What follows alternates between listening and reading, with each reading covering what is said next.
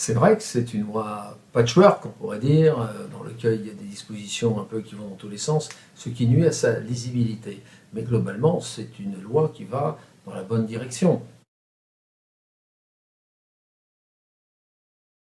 Alors, il y a un certain nombre de choses qui ne vont pas assez loin, par exemple sur le forfait social, pour essayer d'encourager l'épargne salariale, dans lesquelles le gouvernement prend un certain nombre de mesures pour les réduire. On aurait voulu aller plus loin. Deuxième exemple, le stage obligatoire avant l'installation des jeunes entrepreneurs. Ça coûte 194 € pour donner un ordre de grandeur, disons un petit 200 €.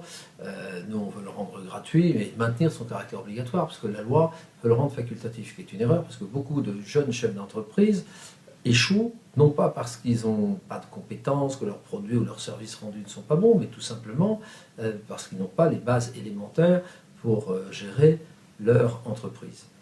Sur les privatisations, il y a un certain nombre de choses sur lesquelles on aurait voulu peut-être davantage encadrer, mais globalement, ça va dans la même direction.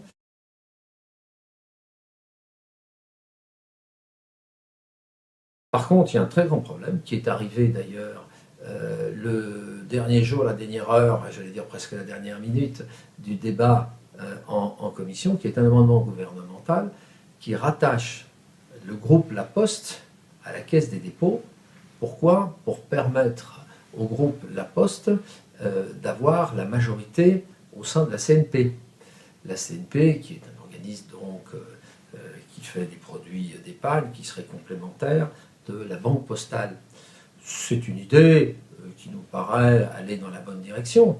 Le problème, c'est que si, pour éviter que l'État sorte un sou, vous procédez de la façon dont l'envisage le gouvernement, vous changez complètement la nature même de la Caisse des dépôts et consignations, qui est sous la surveillance du Parlement pour protéger l'épargne des Français et empêcher les gouvernements successifs de faire main basse, comme on disait autrefois, sur l'épargne des Français. Donc tout ça pour dire que globalement, une loi qui va dans la bonne direction, mais qu'on peut encore améliorer et perfectionner.